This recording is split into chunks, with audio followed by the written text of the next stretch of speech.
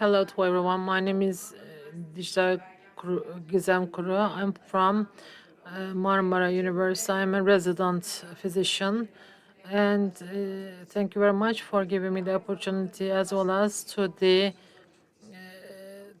my colleagues as well as to moderator Mr. Hurshid. I will be talking about artificial intelligence in childhood psychiatry, digital psychiatric biomarkers.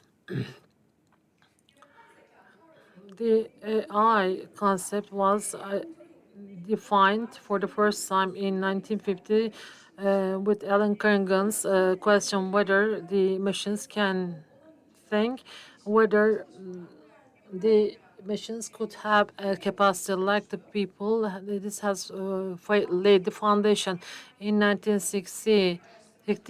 The MIT's Joseph Weizenbaum developed a computer program. So this has been one of the link systems, and as per the users, the, the program responded to the users with the simple cliches, and accordingly, this has been the first example for the AI to be used in the psychiatry, and then one of the most important thing is that Internus One AI based medical diagnosis and the symptoms given by the patients, and accordingly, the clinical cases were matched, and this was designed accordingly. In psychiatry, the use of artificial intelligence in psychiatry is rather slower. However, in 1972, peer program developed by Kenneth Colby. This is one of the important steps in this field.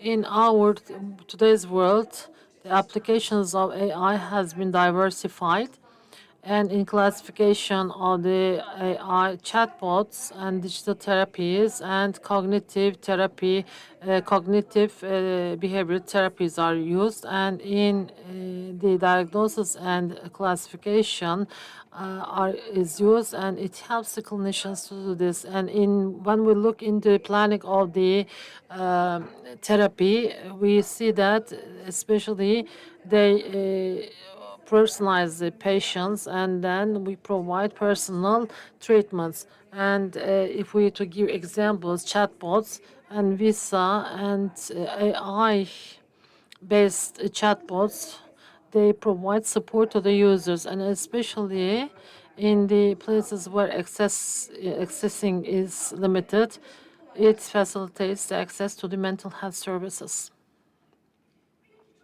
So, in artificial intelligence in child psychiatry, what are the current applications and the future direction?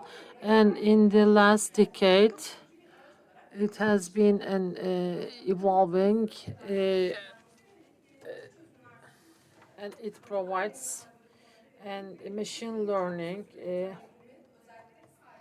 just with these possibilities, and also in terms of evaluating the results in the right way, and psychiatric, how are the contributions, and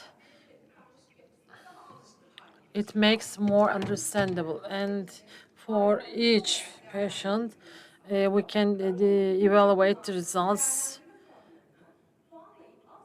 and then in sub-classification, they would help us a lot, and we would evaluate the possibilities beforehand, and in clinical, it provides us support in the clinical evaluations. And in terms of the advancements in diagnostic precision, and traditional psychiatric diagnosis often rely on the subjective assessments, and AI for identification of the bio indicators. For example, the AI models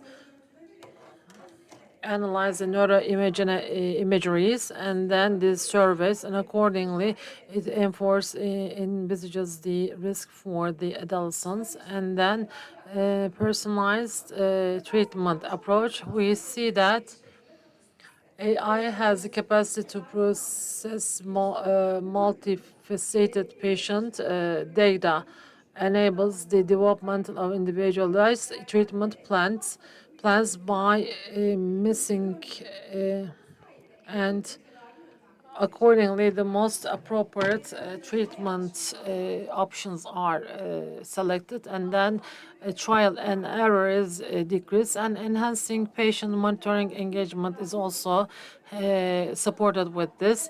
And AI is very important in enhancing patient and monitoring and engagement, and with the mobile applications and chatbots, it provides us support, and with therapeutic interventions, it helps us.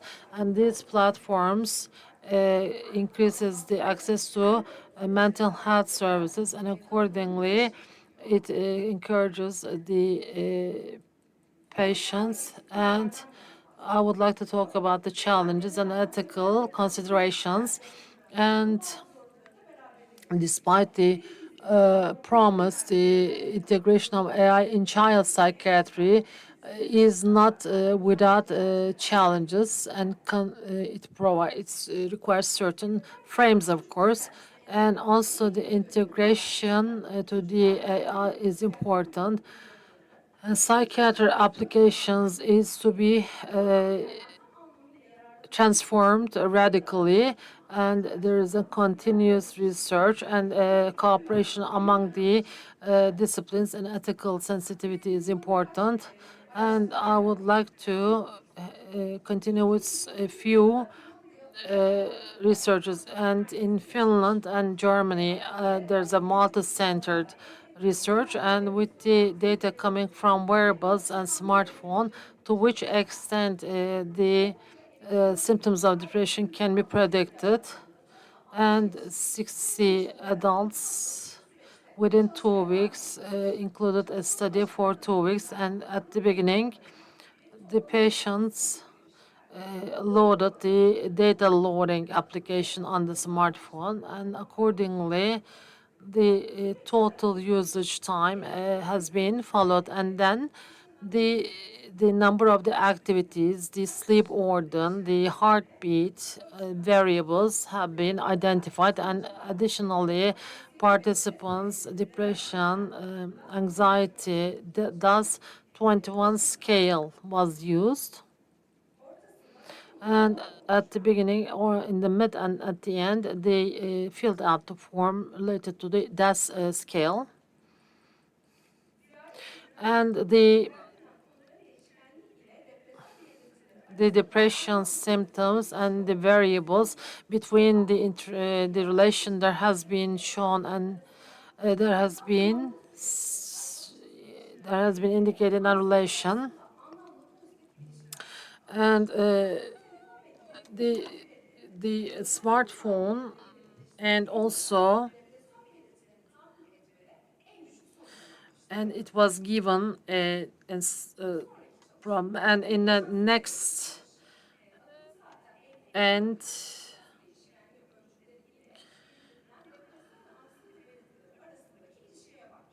then 47 a longitudinal study was carried out, and via the smartphone photo PPG was carried out.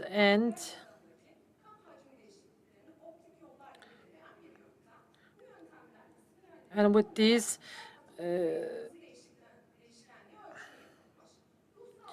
and also at the beginning, in the second week and the third week, the questionnaire was done, and then the scales were used.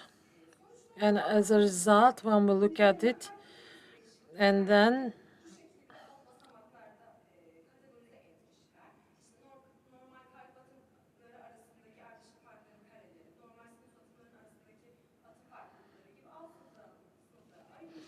and then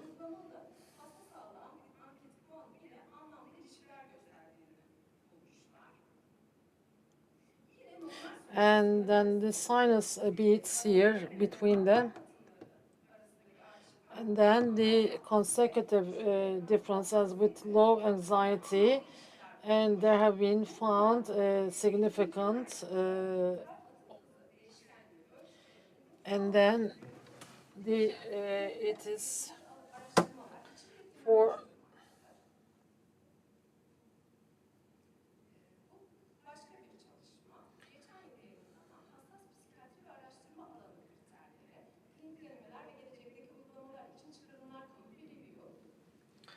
Burada da yapay zeka ve dijital teknolojilerin hassas psikiyatriye katkılarından bahsetmiş. 4 grupta bu konuya değinmiş. Birincisi makine öğrenimi. Geniş ve çeşitli veri kümeleri üzerinden kalıpları tanıyabilir ve tahmin edebilir. Biyotipleri belirlenmesini ve bireysel klinik, terapötik sonuçların öngörülmesini kolaylaştırır. 2. Uzaktan ölçüm teknolojilerinden bahsetmiş. Akıllı telefon uygulamaları ve giyilebilir sensörler farklı klinik fenotipik verilerin büyük ölçüde toplanmasını sağlar. 3. Sanal gerçeklik değerlendirmesi ve müdahalelerinden bahsetmiş.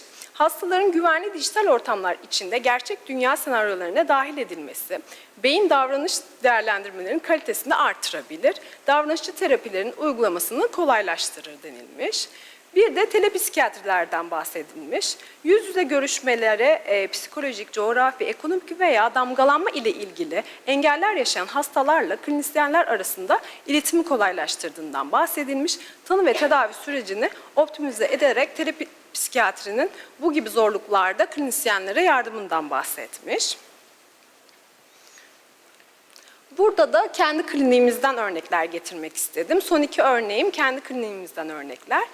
Bu değerli meslektaşım Doktor Gizem Pehlivan'ın test çalışması. Çalışmasında değerli hocamız Ümmü Gülsüm Gündoğdu'yla birlikte dikkat eksikliği baskın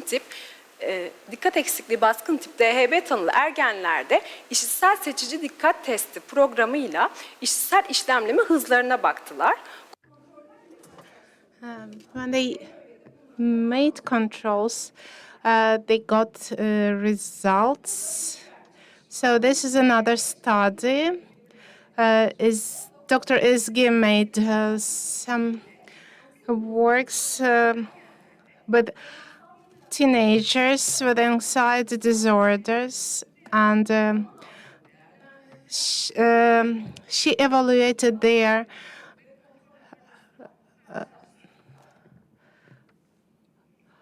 approach to time.